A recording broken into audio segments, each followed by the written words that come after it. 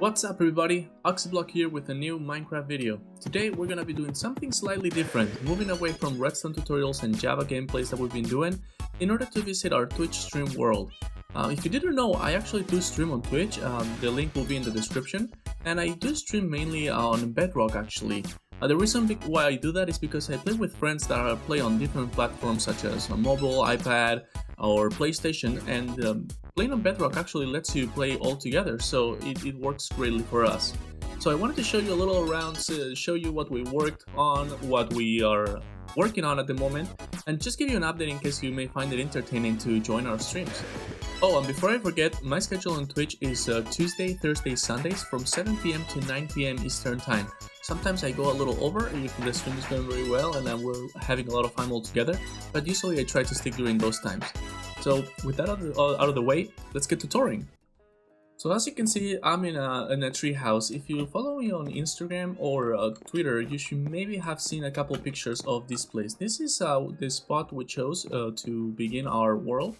And Kaylin had a great idea of saying, I really would like to have a tree house that I have all of my stuff in, and not like a small tree house, a cool, pretty organic looking tree house. So that's what we did, and I think it ended up looking really good. As you can see, we have like some smelters, a lot of storage barrels, all organized, everything is organized, and a couple of beds over here, and Victor's bed is at the very top, right here, with his trophy banners.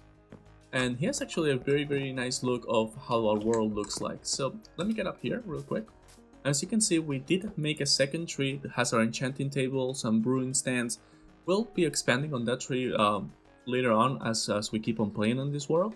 But this gives us a great overview of what we've been working on so far. So as you can see, over here we have a little chicken cooker. This was our starting food source, as well as the farm back there. And over here we had our starter tree farm, just a very simple, I'll show you later.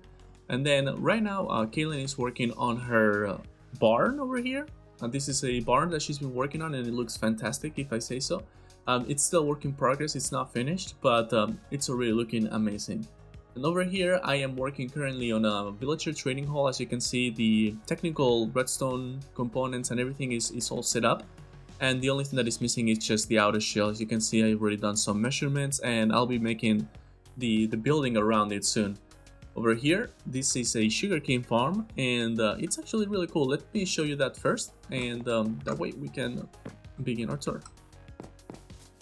So let me start off with the sugarcane farm. As you can see, there's some rails over here. This is because I've been bringing some villagers over there.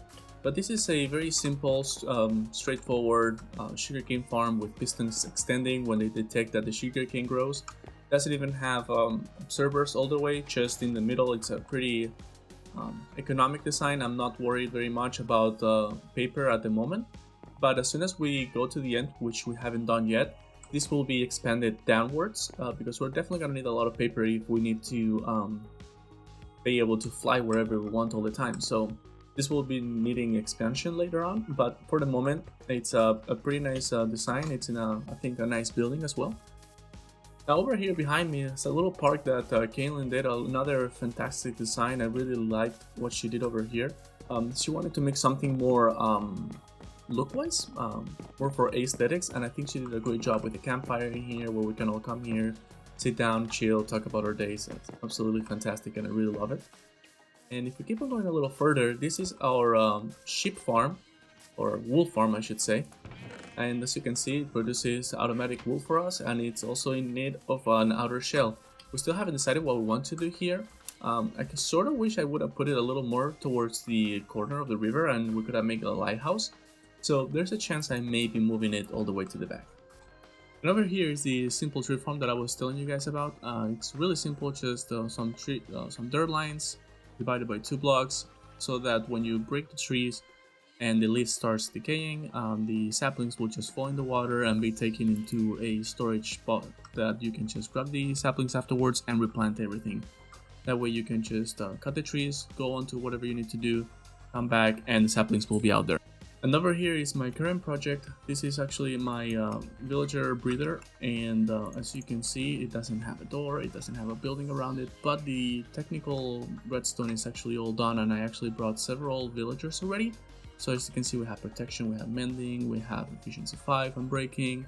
We have some villagers that are going to be trading diamond axes, shovels, golden carrots, whatnot. We'll bring armors, we'll bring stone cutters, we'll bring a lot of things so that we can have like a lot of resources always in hand without having to go get terracotta, without having to smelt items, without having to mine for diamonds. So I think this is super useful to do early game.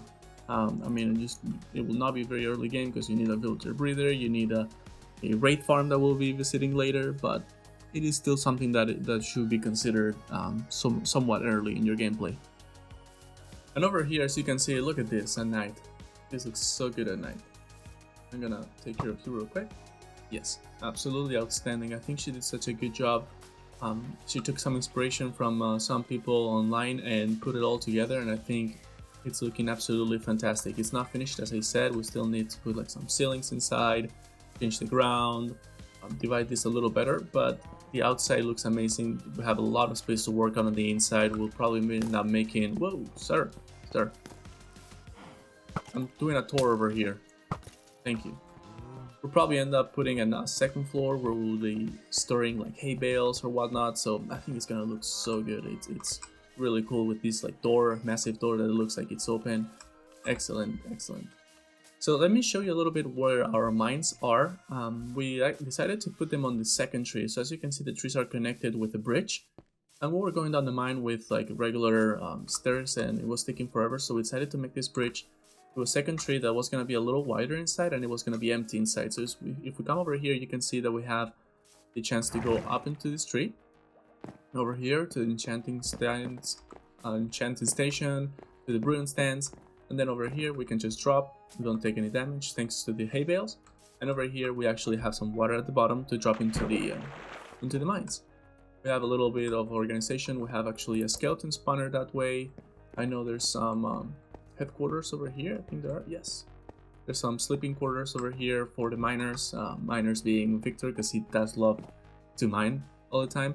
And over there you can see that cobblestone, that's actually blocking a wither. We spawned a wither, we tried to kill him for 2 streams, kept on killing us, so that's one of the reasons why I started the trading hall. I want to have easy access to armor, to weapons, and to enchantments, so we can try and kill him again. None of us are really PvP oriented players, so it's gonna be a challenge and it's gonna be enjoyable once we finally get him. But if we hop into the nether, we have 2 paths. We have the rail that goes towards the villager breeder, and we have this one that actually goes towards the raid farm. Obviously, if we were gonna be having a villager trading hall, we needed a source of emeralds, and I decided that instead of making a lot of melon and pumpkin farms or whatnot, I was gonna use one of the silent whisper designs and have a really nice raid farm to do that job for us, and where we can AFK, we can repair our weapons because it gives you a lot of XP, it gives you a lot of materials. You can see all these chests over here. These are necessary because you get a whole lot of drops over here. I actually try and organize them, like these are all filled up with totems of undying. We have saddles, we have armor pieces, we have swords, axes and shovels, and a lot of books. So definitely a really good farm if you have the time to make it. The only thing that is a little obnoxious to get are the tridents and then all the scaffolding, but once you get it, it's really simple. It's really simple. It's really simple to follow the tutorial. He does a great job. If we turn this on, there will be pistons moving tridents at the bottom that will kill some of the patrol that is spawned and has fallen in there. It will give us bad omen, and then at the very top there's a similar setup with the tridents. But the only thing that's going to be different is that the raids are going to be spawning at the top. They're going to funnel into a tunnel that's going to fall right in where we are. Tridents are going to be killing them, and we're going to still get everything. So we're back at the original nether portal, and we're going to take now the rails. Not in this way, not this way. Oh my goodness. Let's try that again. We're going to get on this. There you go. We got on the cart, we're on the rails, we're going the right direction. So this is the little track that we've been using to bring all the villagers over. Fortunately, you actually have to bring them one by one because you don't want them to get mixed workstations. You don't want them to be switching back and forth while you get the right one. So it's a bit tedious, but I'm trying to do that as much as I can off camera, just get it done because it needs to be done.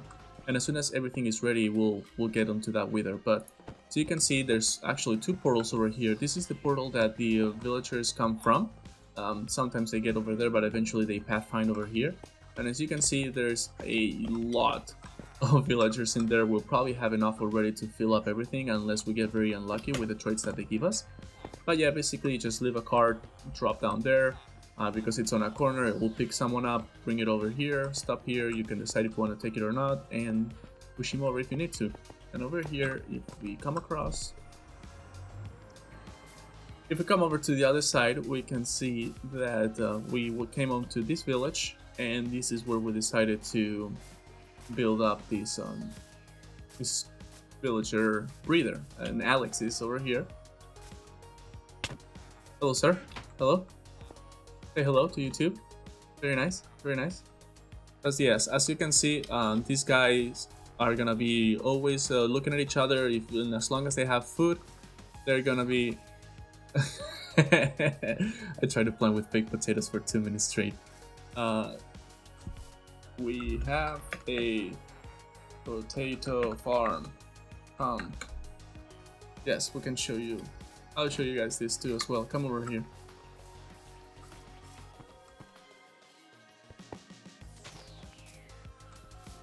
Plant potatoes and turn on the lever,